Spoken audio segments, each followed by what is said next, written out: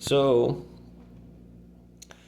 today, I wanted to mark today as being the day that I finally have operationally defined the limit of relativity. I've been looking for this goddamn thing for 15 fucking years and I finally found it. Because what I've been doing for half of my life, what I've dedicated my life to, my adult life, is this book. And arguably, even as a kid, I was always trying to find this thing. Is what I've been calling the crystal, is usually what I refer to it as. And it's the entire field of relativity. Me being the arrogant human that I was, I thought that that's all that there was, that everything in existence was holographic. And I think, if I've got all this right in my head now, I think what I had done is that I had made a graven image of God and all the things and all of that stuff. And I turned what is into what I saw. Now, that's a very, very subtle difference when you're experiencing it as a subject. But when you analyze it, it's infinitely vast. The distance between what is and what is seen is infinite. That distance can never be surmounted. So that is relieving to me because even though I can't even really say that I failed. I feel like I succeeded. I feel like I finally found it, what I was looking for. But if I failed at anything, it's that I failed to find the birthplace of God, which is part of what I was looking for. But mostly I was looking for an explanation as to how we all got here. I would have loved to find the birth of God also, which I thought was just around the corner. And this always happens. When somebody is looking at a theory, when they have a hypothesis, when they're working on an experiment or an innovation, they always think that they're just around the corner. The success is just around the corner. Because the reason that it feels like that is because every single day you make progress.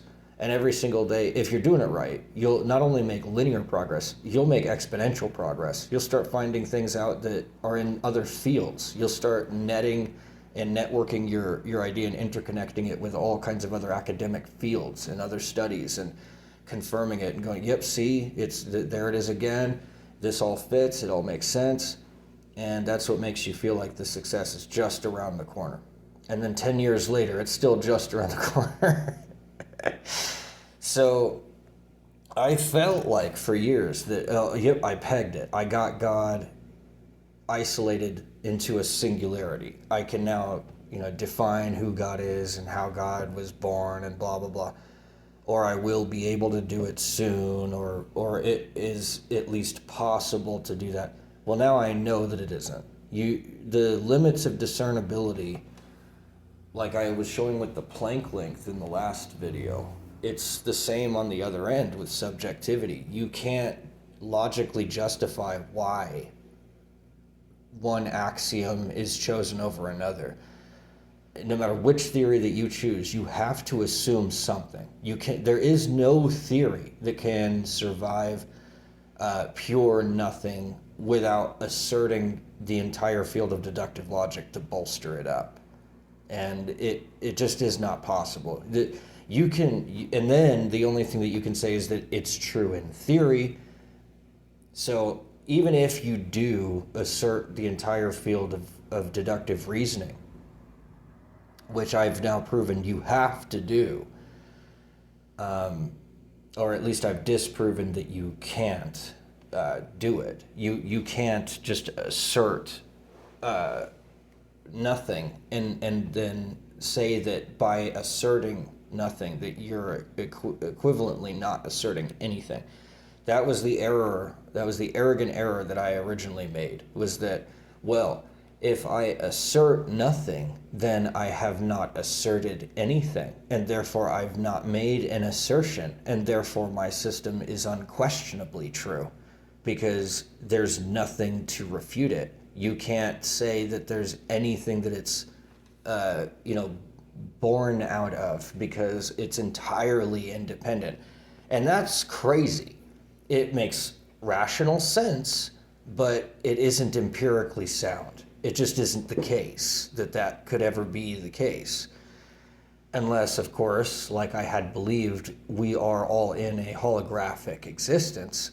And existence itself, the act of existing, is to project oneself into a hologram. If that were true, then who is this subject that is projecting into holograms to begin with? And who is it that's defining what a hologram even is? If everything really were only holographic, just some hypothetical what if situation, if that really were the case, I would never be able to know that. I would never have anything else. There would not be anything else in existence to be able to discern that I was in a hologram. So I would never even be able to compute that in my head. There would not be numbers enough for me to do that math. It just wouldn't ever happen, because there wouldn't be anything else except it. So you would never be able to discern what that is. Einstein put it this way: what do fish know of water? They're in water all the fucking time. They don't know any better. They've never been on land. They don't know there is a land. As far as they're concerned, you ask them about the water. What water? What do you mean water? What is this water that you're talking about? Because they're surrounded by it. They don't know anything else but it. It's just assumed automatically to them. They don't know any better. They don't know that there's such a thing as land. They've never been out of the water. So you ask them about the water, they're not even going to know what that is, because they can't discern it, because there's nothing to discern it against.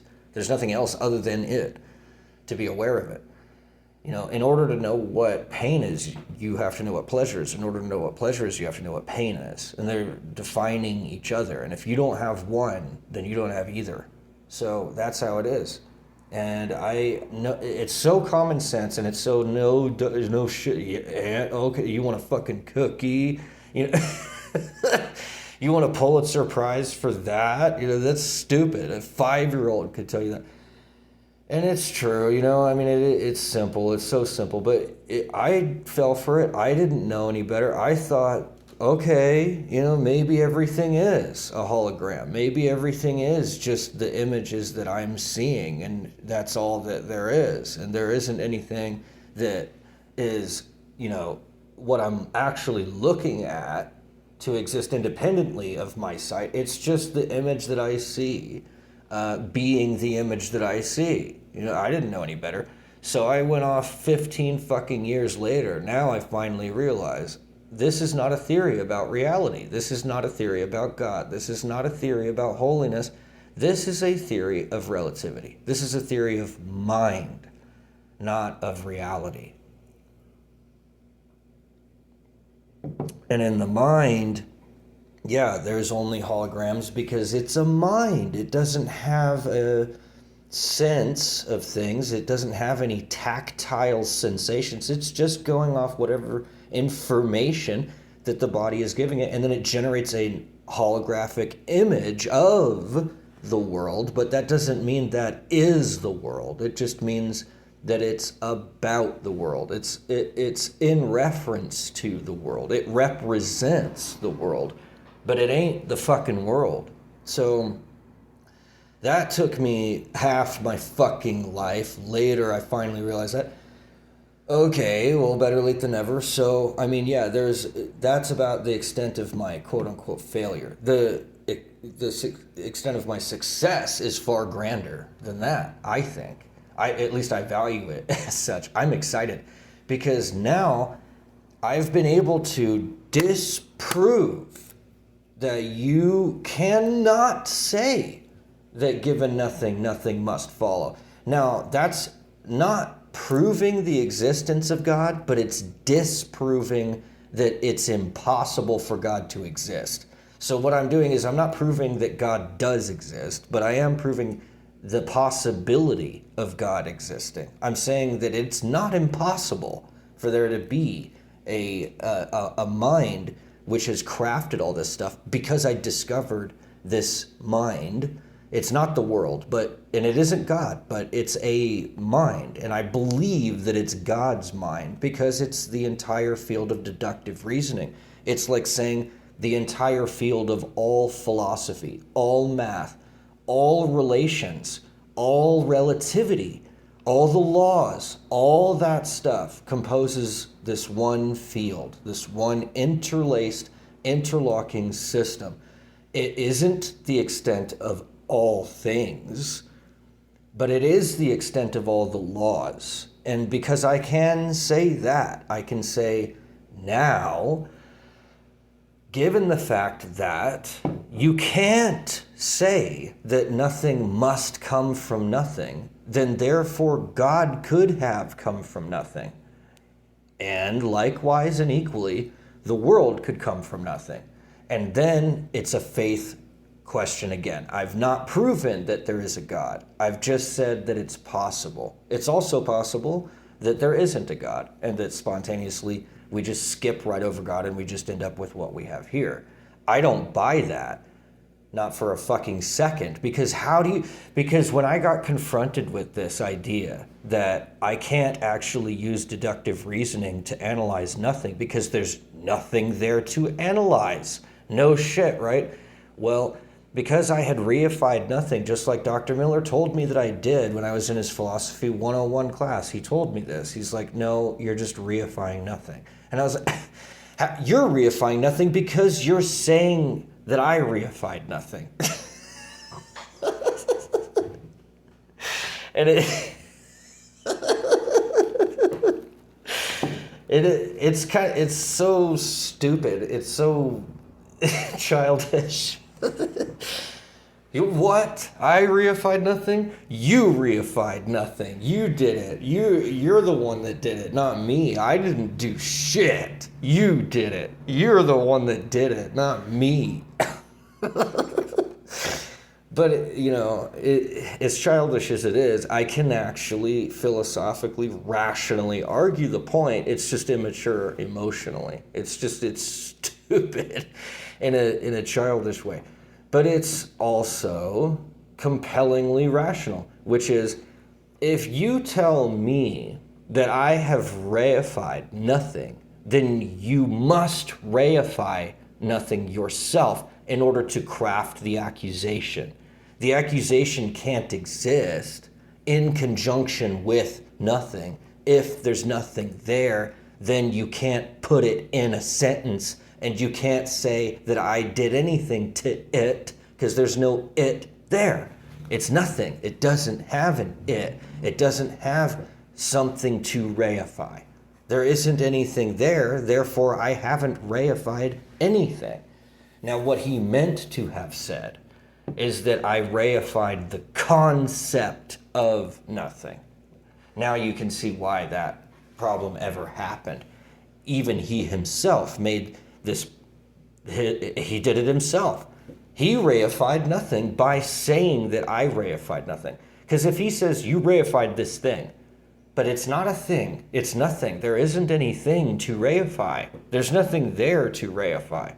It wasn't present for me to smuggle it in. It wasn't available for me to take them hostage.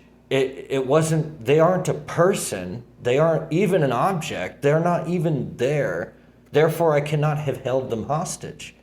Therefore, I cannot have smuggled them across the fucking border.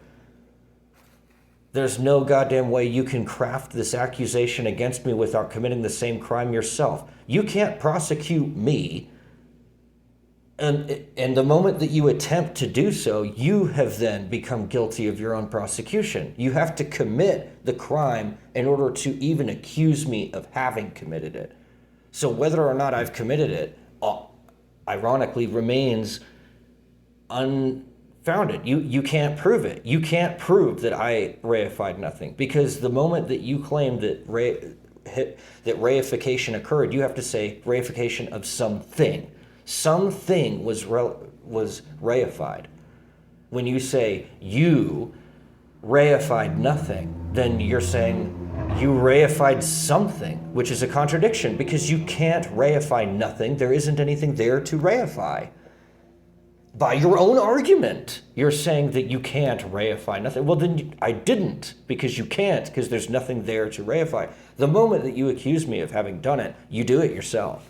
The moment that you say I reified nothing, you reified nothing in the sentence of saying that you reified nothing, that I reified it. When you say I did it, you do it yourself. When you say you're wrong, you're wrong. As soon as you tell me that I'm wrong, you're wrong for telling me that I'm wrong. But the irony is that I was wrong all the way up until you said so. That's what I didn't get. So I thought it was at a stalemate. I thought that I had him. It's like, well, you have to reify nothing in order to even claim that I reified nothing. So then both of us reified nothing. Therefore, there is something there to be reified, thus proving my point, and that makes me the innocent one. And you, Dr. Miller, are actually guilty of committing the very act that you accused me of committing.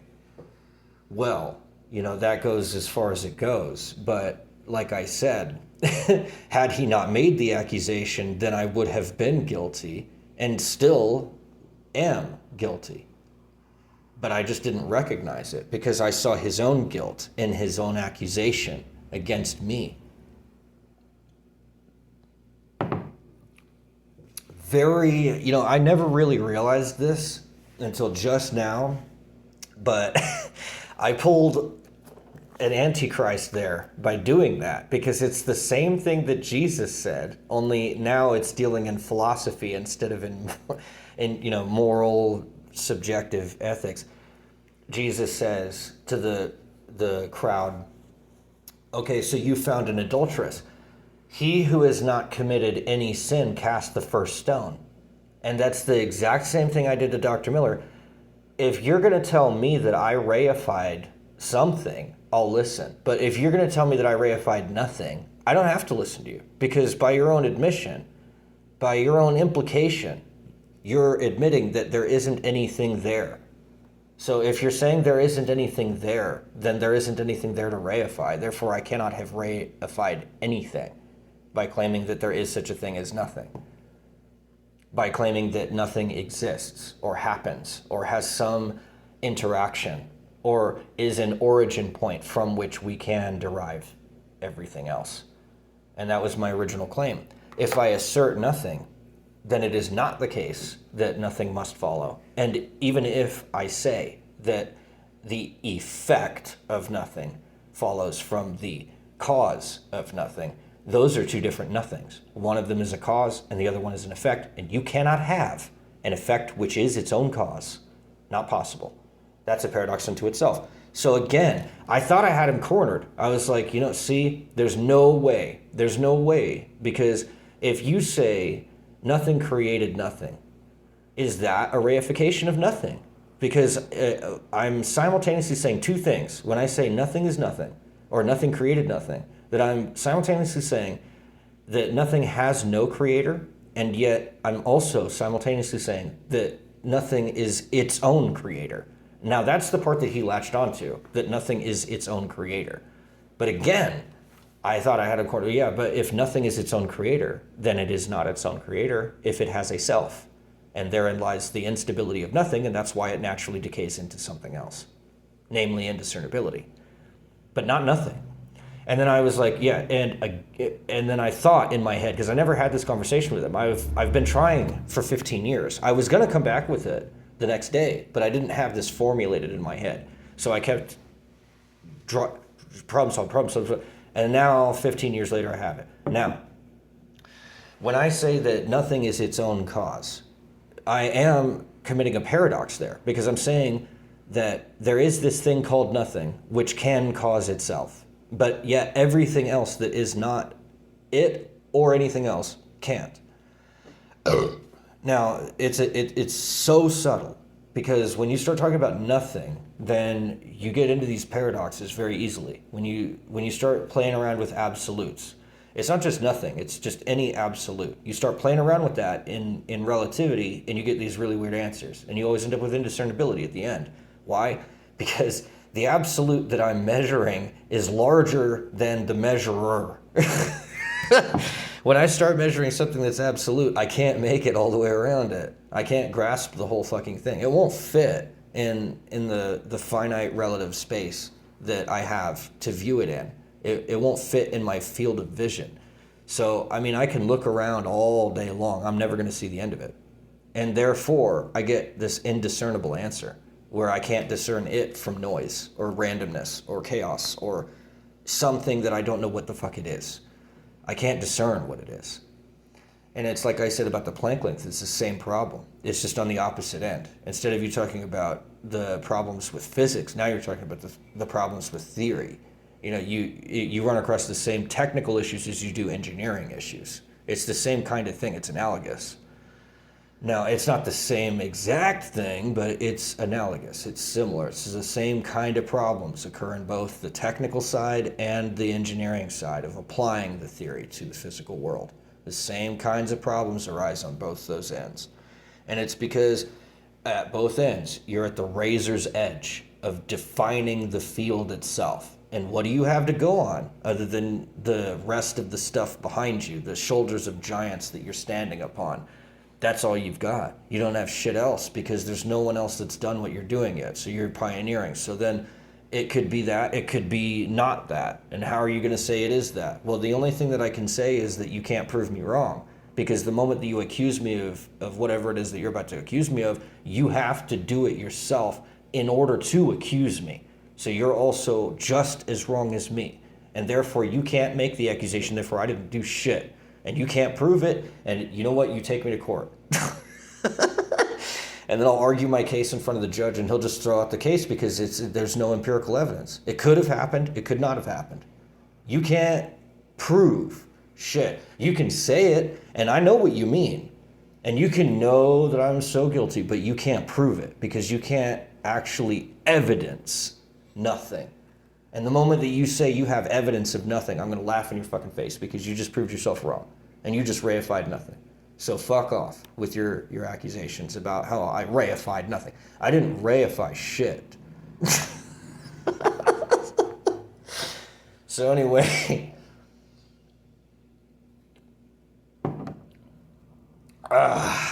the problem was that we didn't put the words "the concept of" in there. We just treated it as if we were actually dealing with real nothing. And it's like, no, we're not. We're dealing with our image of nothing because nothing is absolute, just like everything is absolute, just like anything is an absolute. 0, 1, infinity. These are absolute numerical values. They can't be superseded. They can't be replaced. They are unique. They have their own place. You take one of those three out and you don't get shit. You don't get anything. Let's say you get rid of the number 1.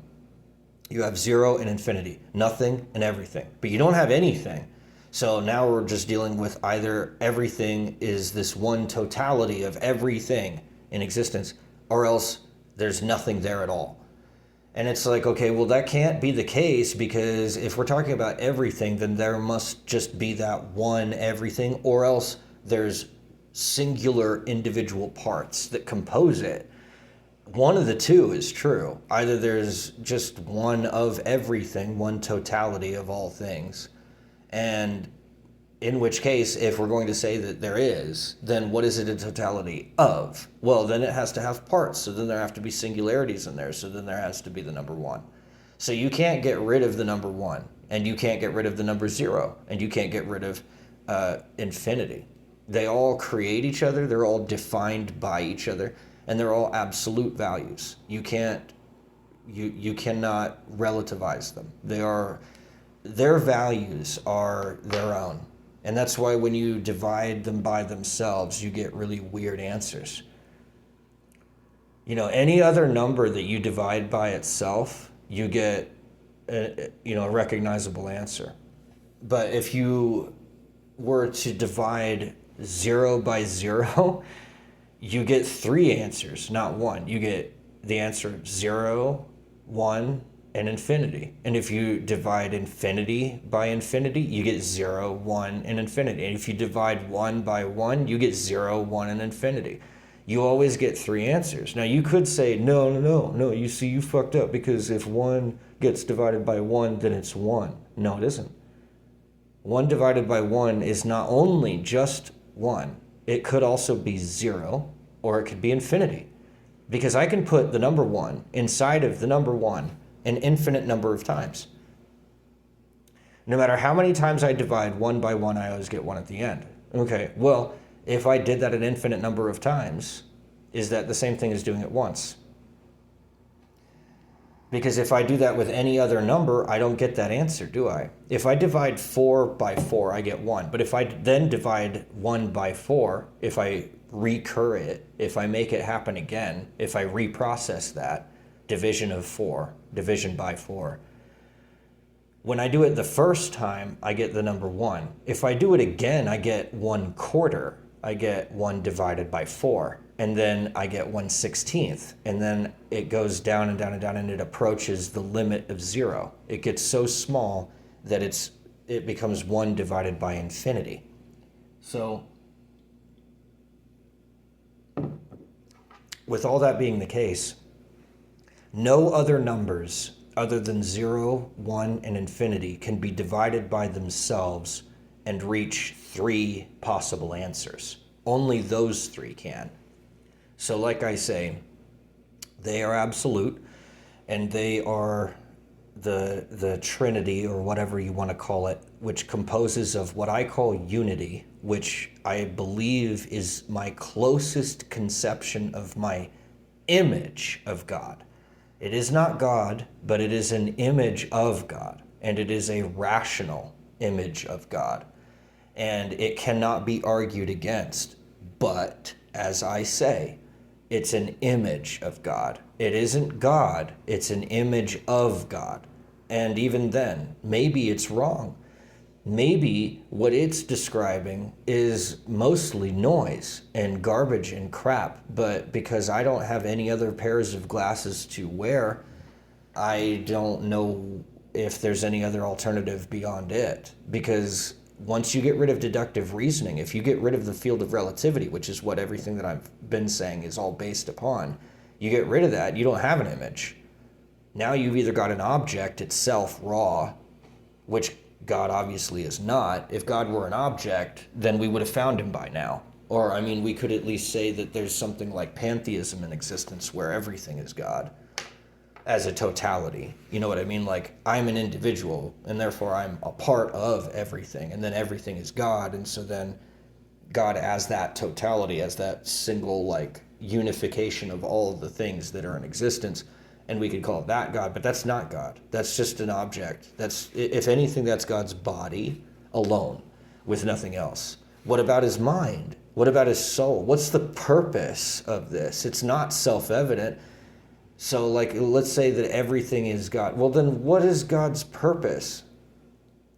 How do we not know what that is if that's all God is? We would know what his purpose is if we knew him, and if all he is just the absolute conjunction of all things. Well, then we would also have the rest of the information about God at hand, derived directly from that. But you can't derive a why from a how. You can't derive a subjective artistic meaning from an objective fact. It can be taken in any infinite number of contextual, subjective, artistic ways. You can feel however you want about it. It's a fact nonetheless, but you can feel however you want about it. Well, that doesn't really tell me anything about it. It just tells me the objective nature of it. It tells me the physical manifestation of it, but it doesn't tell me anything about it. It just tells me about what it does. It's kind of like saying, I am a janitor. Well, yeah, I mean, I work as a janitor at Fox News, but that doesn't mean that's all I am. That's not the full composition of my being. There's more to the story. Why am I a janitor at Fox News? Well, because I was homeless for 8 years, and this is the first job that I was able to get. Why? Well, because I went crazy. Well, why? Well, because I was contacted from afar by what I believe to be aliens, but it could have been any number of things. Who knows what it was? Maybe it was nothing. Maybe I just went crazy. I don't know. And then it just devolves into this infinitude of possible contextual answers for this answer of why. So you can't derive a why from a how. You can't derive a subjective meaning from an objective fact. So even if it were an objective fact that God's body is the conjunction of all things that are physical, it doesn't tell me anything about God's mind or God's soul. It doesn't tell me anything about why God did what God did, or what God's intent or purpose or reasoning about all that was. It just arbitrates it and says that that doesn't even exist. It just says, whatever. So I don't buy it. I don't think that that's all that God is. I think that that might be God's body, is the just totality of all physical phenomenon. But I think the more accurate way of saying it is that God possesses that, but it isn't his body. It's creation. It's the world. It's what God created. It's a physical manifestation. Does God physically manifest? I don't think so. I don't believe that. I don't believe that God physically manifests any more than I believe that a number physically manifests. Now, we can have examples of numbers, and we can have examples of God, but we can't have God himself manifested any more than we can have a number manifest itself. Now then you might say, well, doesn't that contradict Jesus' teaching? No, it doesn't, because Jesus always himself drew a distinction between himself and God. He would say, Abba. Well, you can't talk to yourself and call yourself your own dad. I am my own grandpa. That doesn't make any fucking sense. Obviously, he's the son of God, not God himself. Now, is that as close as you can get? I mean, it's as close as a human can get, yeah. Because we're all physically manifested creatures here on physical planet Earth. That's what we got. But that doesn't make that all of what God is. So you can't say that Jesus was God. Jesus was just the physical manifestation. So he's his son. Okay? God is the microcosmic example of the macrocosmic exemplifier. So he's not God himself. He's the miniature, physical, relativized, humanized version of what God would be. And that's so infinitely partitioned that you can't even begin to wrap your head around it. God is so much bigger than just Jesus. Jesus was a man. He was a human. Therefore, he had limitations. He died on the cross. If God actually died, we wouldn't exist anymore. And then you're like, well, then that proves it right there. God, Jesus didn't actually die. Yeah, he fucking did. That's why we mourn his passing. That's why we honor his sacrifice. If he didn't actually die, his story doesn't mean shit. It just means, haha, fuck you humans. You're dumb enough to think I died, but I didn't actually die. So, no harm, no foul. Doesn't matter. Haha, tee-hee-hee. It's stupid, silly story time crap. Jesus did die on the cross. God can't die in heaven. So therefore, Jesus was not God. Jesus died. God can't die. Therefore, Jesus didn't die, or else he's not God. Now you could say, well, Jesus just didn't die. You just skipped right over it. Then why did he say, God, why hast thou forsaken me, right before he died? Okay, why did he wait for 3 days and then reappear? So even according to his own story and the story of his followers, there is no evidence to suggest or prove the case that he just seamlessly passed between death and life, where he just never stopped living, where he just didn't die, but like Enoch was taken up without having to die. Oh yeah, I forgot about that. So Enoch, Elijah, and I think there may have been one other guy, were taken up into heaven without dying. Why wasn't Jesus? Because he fucking died. Because he fucking died. He died for our sins. You can't even form that sentence without saying that he died. Jesus died for our sins. Did God die for our sins? Well, that'd be a bit weird, because if God died, there wouldn't be a God anymore, because he'd be dead. And you can ask Nietzsche what that would mean. God did not die. God never has died. God never can die. God is immortal. Jesus did die. Fact. Okay? He did. Therefore, he's not God. So anyway, what makes Jesus the Christ is not physical, manifested, stupid, childish story time, dramatic magician tricks. What makes Jesus the Christ is the fact that he followed God's will. And if you follow God's will, then you're a child of God. And if you don't follow God's will, then you're like an evil stepchild, a little redheaded stepchild. You're part of the family. You're always part of the family.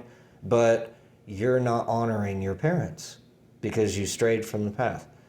But that's not the same thing as being God himself. And it's not the same thing as being the devil. It's just a child of God, either wayward or not. But you're not God any more than Jesus. So if Jesus himself wasn't God, we are not God either, which means we don't know if Jesus was God or not, firstly and foremostly. I posit that Jesus can't be God because I believe that God is rational. You could posit that Jesus is God because you want to be irrational. But if you're rational, then you have to agree with me. And if you're irrational, then you can disagree with me. But then you have to sacrifice all rationality and then claim that any form of rationality is some weird magical coincidence that you just simply can't explain. Or you can try to smuggle logic into subjectivity and claim that because you're a subject, you're automatically logical, which would be an interesting and ironic twist. But I digress. Today is to commemorate the day that I found the limit of relativity in between relativity and subjectivity, thus pushing the theory to its furthest possible extent, which is, it cannot be, and I'm quoting because this is what I wrote down on a little napkin after I figured it out. It cannot be the case that we logically derive anything, even any conclusion, from nothing. Therefore, it is possible for something to come from nothing, and it is beyond logical implication or measure to conclude what that something is. Therefore, it could be an axiom, it could be the deductive system, it could be anything. It could be God, it could be the devil, it could be the demiurge, it could be me or you or love, or it could be math or space or time. It could be all kinds of different things, but the point is that we don't know which one of those that it is. And that's extremely important. Not only do we not know, we cannot know. And the reason that we cannot know is not because my daddy said so, or the Bible said so, or some random guy that I've never met wrote it down 2,000 years ago in a really popular book. It's because it cannot be the case that we logically derive anything, even any conclusion, from nothing, because there's nothing there to derive from. So you can't derive any conclusion from nothing. So then when I say that, I'm not deriving that from nothing. Where I'm deriving it from is up to speculation. But it's not from nothing, because you cannot draw any conclusion from nothing, not even the conclusion that there is no conclusion that you can draw from nothing. The only thing left for me is God then. So then if we did start with nothing, the only logical conclusion to me is that we then end up with God, because there was not a time and there was not a place where there was no God. And that fits nothing perfectly. There is no God, there is no time, there is no space, because there's nothing. Well, there you go. And then after that's gone away, or if you moved to some other area, or if you sped time up a little bit, then you would arrive at God, because God is timeless. So therefore there is no place and there is no time in which there is not God. But that isn't to say that there first was nothing and then it, okay, now there's a God. It's to say that there can't have been a nothing to begin with, and therefore there must be God. Now, it's not a logical proof, but it does make it possible. It's a logically valid argument. It just doesn't necessitate the existence of God. What it says is that we don't know and we can't know what came after nothing. There's all kinds of things that you can argue about what came right after nothing.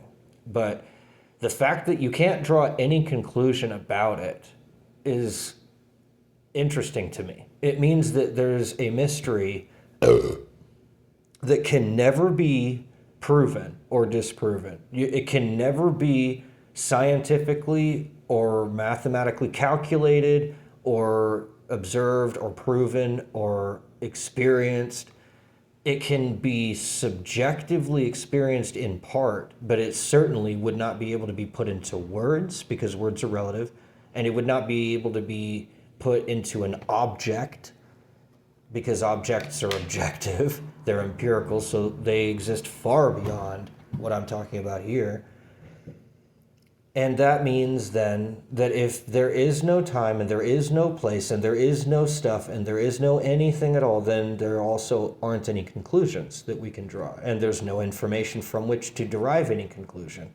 So then we're left in this indiscernible field. Necessarily, indiscernibility follows from nothing. That's my view. Now, from this fog of indiscernibility, eventually God coalesces, becomes discernible, and then vanquishes all of the darkness and secludes it off into some other area, separating it from the light, as it says in the Bible. So what that then means is it is arguable that the way that the Bible describes the creation, in at least the first sentence, actually has some merit, and you can actually not prove it, but you can say that it's possible that that's the case and rationally defend it without using the Bible to back it up, which makes it jump outside the Bible. And now I can say I can justify the Bible not just with the Bible, but also with the entire field of relativity itself. And that's a possibility that I can do because of the fact that in the beginning God created the heavens and the earth was void, actually does line up with what I've seen in just pure metaphysics, which is that you can't know anything about nothing because there's nothing there to know about nothing. There isn't anything there to have knowledge about. So then if we don't even have that, then we don't know what happened after nothing. Let's say there was a nothing. You know how atheists like to say that. Everything came from nothing. It is actually possible because we don't know what came after nothing. It could have been nothing, but then you have an infinite string of those, and what comes after that? We don't know. It could be God. It could be the laws of physics. It could be deductive reasoning. It could be a lot of things. But that's the point. We don't know. Now, if we did know, then we would not be able to have faith because we'd have knowledge. And knowledge is not the same thing as faith. Faith is what we have when we don't have knowledge. And this is one of those times. We don't and cannot ever have this knowledge about what came after nothing. How did God get born? What I think we can say is because we can't know anything about nothing, the immediate consequence of nothing seems to be a fog of indiscernibility where we don't know exactly what it is. We don't know exactly what could be going on. And that seems to me to be the natural consequence of nothing. But that's because I smuggle in deductive reasoning. And that's the only way that I'm able to make that conclusion happen, is if I automatically assume that deductive reasoning is true and I apply deductive reasoning to nothing, then the only thing that I can derive from it is indiscernibility. I can't derive nothing. I can't say that because there is nothing, nothing must follow. I can't say that because I'm then deriving a conclusion from nothing. Well, you can't derive a conclusion from nothing because we don't know if nothing is true or not. And if nothing was true, then that kind of invalidates itself logically. And we run into another paradox. And so, like I've been saying, we cannot know. Every time that you try to squish it down to that level, it will not fit. You just keep getting indiscernibility as your answer. Well, if that's the answer that I've been getting, and it is, and it's the same answer that you get when you try to jump from physics to logic, where you say, I want to measure what's below the Planck length. Same exact thing happens. You go, well, I get this weird noise. I get this indiscernible random value when I plug that into the equation. Well, yeah, because you've run up against the paradoxical limit, which defines what is from what is not. It itself, then, is a paradox straddling the line between what is and what isn't. So it is both what is and what isn't at the same time. When you do that, when you go smaller than the Planck length, you're squishing things down so small, you can't even tell what they are anymore. You can't even measure it anymore. It's so small. Okay? And then as you go to the subjective side, it's the same thing. You get so small that you can't measure the difference between nothing and something else because it's so subtle, it's so dark, it's so void that you can't tell the difference. You get the same result, indiscernibility. This random error that can't be discerned from its signal. Well, if I keep getting this random answer on both of those ends, and they're completely different fields, I think there's something to that. Why am I getting this white noise? What is that? Is that someone talking in the background? I don't know. I can't tell because there's this fucking background noise. And so I get this background noise, irregardless of which end I'm looking at. Same problem. I think that has meaning. I think that there's something to that. If I had only found it in one but not the other, okay, well then maybe it's just nothing. Maybe I just need to poke around a little further. But the fact that I necessarily find it in both those places, objectivity and subjectivity, then yeah, that tells me that there's a meaning behind that. And what is that meaning? That's the limit in between what is discernible and what is not discernible. And what is not discernible is God. And what does God say? I am that I am. God doesn't say, I'm the totality of everything. God doesn't say, I'm that one guy over there. Just look. He doesn't say, I'm Jesus. Hi, I'm Jesus. He doesn't say that. He says, I am that I am. He gives you is your answer. Why? Well, that's not really much of an answer, is it? I am that I am? Well, I'm the only one like myself, and there's no one like me. Well, I still don't know who you are. I know who you aren't. I know that you aren't me, and you aren't this guy over here. I don't know who you are, though.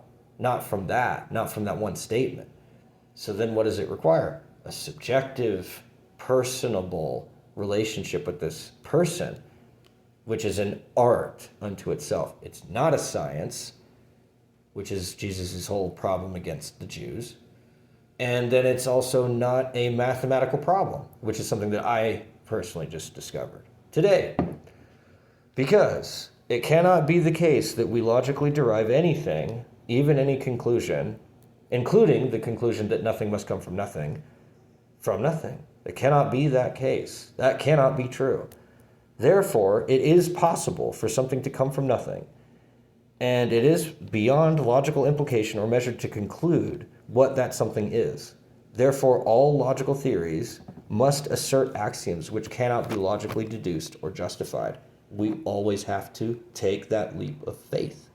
No matter what it is, even if it's a calculation, you still have to have faith in that calculation. You cannot prove it. You cannot disprove it. It just is or is not valuable to you subjectively. And you as a subject have to make that choice. And that's a faith-based choice. That is not forced on you. It's not imposed upon you. It's left up to you to choose. I find that very interesting.